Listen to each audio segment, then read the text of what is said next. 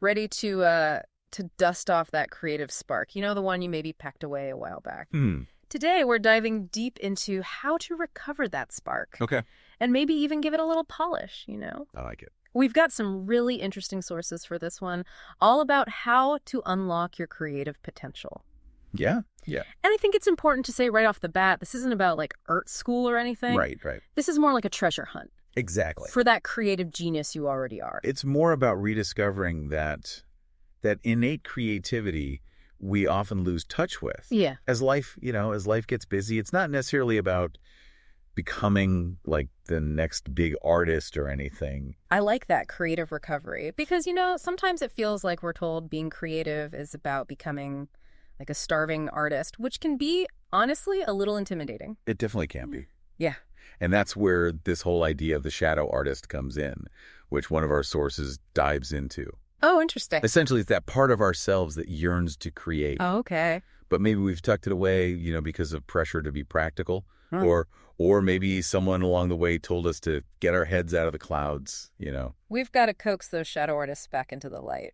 Me too. Because this whole stack of sources seems to agree that regardless of what you do for a living, everyone has an artist child within them. 100%. You could be a stockbroker or a sculptor. It doesn't matter. That creative spark is in there somewhere. Absolutely. It's a way of looking at the world, really. Right. Approaching things with that childlike curiosity. Yeah. And that willingness to just try things out. So how do we actually start nurturing that artist child? One source had this whole idea of artist dates. And full disclosure, I initially thought this sounded a little cheesy. Okay. Like, oh, I'm going to treat myself to a cappuccino and call it an artist date. Right. But the more I read about this idea of artist dates, the more I realize how powerful these seemingly simple acts can be. Right. It's not about just like checking off a box. Right. Think of it as carving out dedicated time to feed your creativity. One of the sources mentions that it's about combating that fear of boredom. That's interesting. That many people, especially creative types, they try to avoid boredom at all costs. So actively seeking out experiences that make you feel like a kid again. I'm starting to see how this works. Exactly. It could be as simple as visiting a clock store to recapture that feeling of wonder you had as a kid. Yeah. Or, picking up a single flower for your workspace. Just something small. The book actually lists those as examples. Oh, wow. I love that. Even something small can be surprisingly symbolic. Right. And spark some inspiration. And when we're constantly, we're bombarded with information and demands, these days I feel like those little moments of awe can be crucial for creative rejuvenation. Speaking of rejuvenation. There's this whole section on self-nurturing, which honestly can feel a little bit like a luxury when you're swamped. Right. You know what I mean? It's easy to dismiss self-care, but you can't create from an empty well, as they say. Yeah. And it's not just like, the obvious things like eating healthy and exercising, although those are important too. The source specifically calls out some surprisingly common energy drainers. Oh, like what? Things like watching TV shows we dislike out of habit, or pointless socializing. Ugh, the worst. Or even just saying yes to things when we don't really want to do them. Yes. Those resonated with me for sure. It's about, getting mindful about where your energy is going. Yeah. If your energy is constantly being sapped by things that you don't even enjoy, that creative well is going to run dry pretty quickly. So filling the well. Yes. Not with lattes, but with activities and choices that actually energize us. I like that. That's better. Gives a whole new meaning to self-care. It does. But what about when those energy drainers are other people? Oh, no. The ones who are constantly demanding your time and attention. I know exactly who you're talking about. Right. Yeah. Like, how do we deal with that? Oh, man. The crazy makers. Yeah. We'll unpack those right after this. So, the crazy makers. Yeah. I'm a little nervous to dive into this one, to be honest. Oh, yeah. Because I feel like we all have these people in our lives. We do? To some degree, Yeah. Yeah. Like, what exactly are they? How do they impact creativity? So they're like creativity blockers. Okay. They might not mean to be. Right. But they often drain your energy by, just disregarding your boundaries. Right. Or, piling on demands. Yeah. And for someone trying to nurture their creative side, that constant pressure can be a real buzzkill. Yeah, it's like they're little black holes sucking the creative life out of you. It is. One example that really landed for me in the source was, imagine you have like a big project due. Okay. Like a presentation or a performance, like you've been really prepping for it. Right. And then someone guilt trips you into helping them move. Oh, no.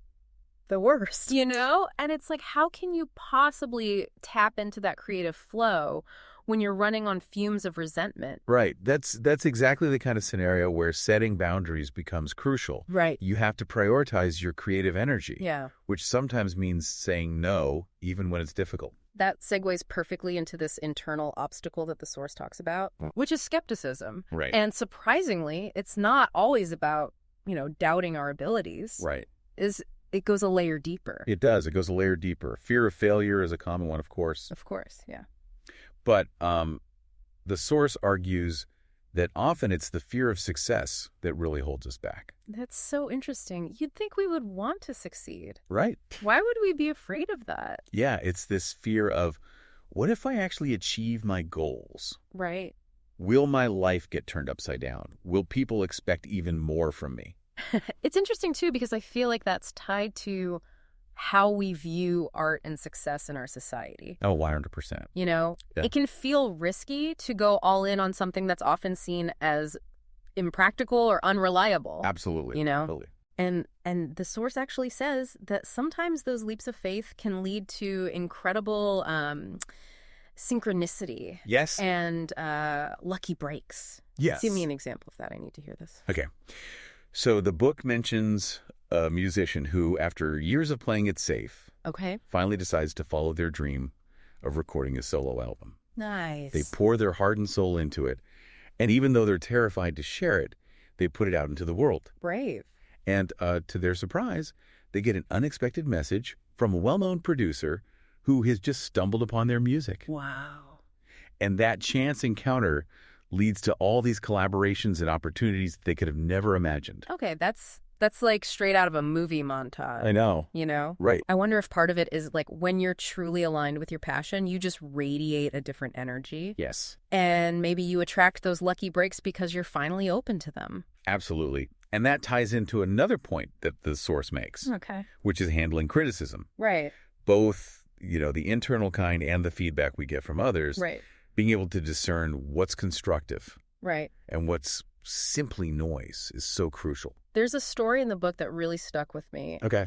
About a filmmaker. Oh, yeah. And they pour their heart into their passion project. Oh, wow. Only to have it completely torn apart by critics. Oh, no. But instead of letting the negativity crush them, they take a step back, identify the few nuggets of useful feedback. Okay.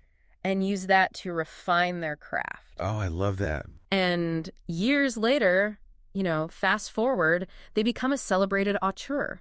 Wow. Their work is lauded for its originality and depth. That's a perfect example of, not letting the fear of criticism or even outright rejection stifle your creative spirit. So it's about trusting your gut. Yes. Focusing on the process. Yes. Letting go of that need for external validation. Yes. Right? It's huge. The source argues that fixating on the end result, fame, recognition, or even just being good can actually be paralyzing. True. For your creativity, which reminds me of something else I found fascinating, which is artistic anorexia. Yes. Oh, tell me more about that. What is that? What is that? Yeah. It's like starving your creative self. Okay. It might look like putting off that passion project until, like, someday when you have more time. Right. Yeah. Or maybe it's shying away from trying new things out of fear of not being good enough. Oh, 100%, yeah. And the book mentions this woman who dreamed of writing a novel her whole life. Okay. But always told herself she would wait until she retired. Oh, no. And it wasn't until she was diagnosed with a serious illness that she realized how much time she had wasted. Wow. Waiting for the perfect moment to pursue her passion. That really highlights how easy it is to fall into that trap. Right. It goes back to the importance of, like, giving yourself permission to be a beginner. Yeah. To embrace imperfection, to find joy in the process of creation itself, regardless of the outcome. I think so often we're conditioned to think that if it's not perfect, it's not worth doing. But there's something so incredibly freeing about giving yourself permission to simply create. Yes. Without judgment. 100%. Mm-hmm. And that leads us to a fascinating, if slightly unexpected, theme that runs through a lot of these sources, Okay. which is the spiritual side of creativity. Oh, interesting. Now, I know that might not resonate with everyone, Right. but I'm curious to hear more about it. What does spirituality have to do with unlocking our creative potential? Yeah, that's a great question. So spirituality and creativity, honestly, never really put those two together before. It is interesting, isn't it? Yeah. The way these sources talk about it, it's less about, organized religion Right. and more about just like tapping into a sense of something bigger than ourselves. Okay. Like a source of inspiration, maybe. Yeah, I see that.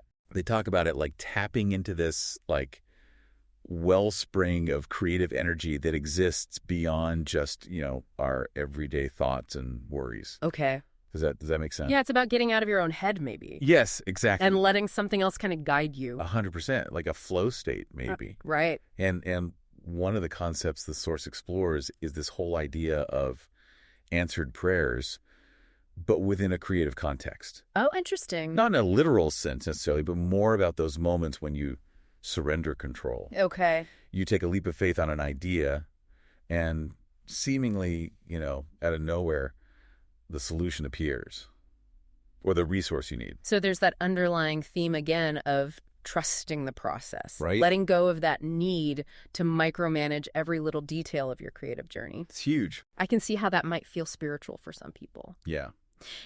Speaking of trusting the process, there's that whole luxury concept that we touched on earlier. And I will say, I still have a hard time wrapping my head around that one. Okay. Like how indulging in, luxurious things could actually help boost creativity. Right. It sounds counterintuitive, especially that classic image of the starving artist. Totally. But the way it's presented in the source, it's not about material wealth at all. It's about a mindset shift. Okay. It's about embracing a sense of abundance and treating yourself with that same care and generosity that you would offer a dear friend. Okay, I'm starting to see it. Yeah. So instead of thinking, oh, I can't afford that beautiful notebook or I don't have time for a long bath, Right. It's about reframing it as an investment Exactly. in your creativity. Yes. Does the source give us, are there specific examples of that? Absolutely, yeah. It could be something as simple as like buying yourself fresh flowers or, enjoying a luxurious scent. Ooh, I like that. Or even taking a mini vacation. Okay. Just to recharge and gain a fresh perspective. It's interesting because those are all things that I think most of us would see as treats, They did. as indulgences. Right. It's amazing how just changing your mindset around it could shift your whole approach to creativity. Yeah. It's recognizing that your creative energy is precious. Yeah. It deserves to be nurtured, pampered a little. I love that. Right. Okay, so we've covered so much ground today. We have. As we wrap up this deep dive into unlocking our creative potential, what is the key takeaway you want our listener to walk away with? I think it's about remembering that your artist child is still in there. Oh, No matter how deeply you might have buried them. right. And that it's never too late to rediscover that sense of playfulness and curiosity and wonder. It's not about, becoming a world-renowned artist necessarily, but about bringing more of that creative energy into your everyday life, whatever that looks like for you. Yeah. And I love that. And, a great first step is simply asking yourself, what small, playful, self-nurturing act can I do today? Yeah.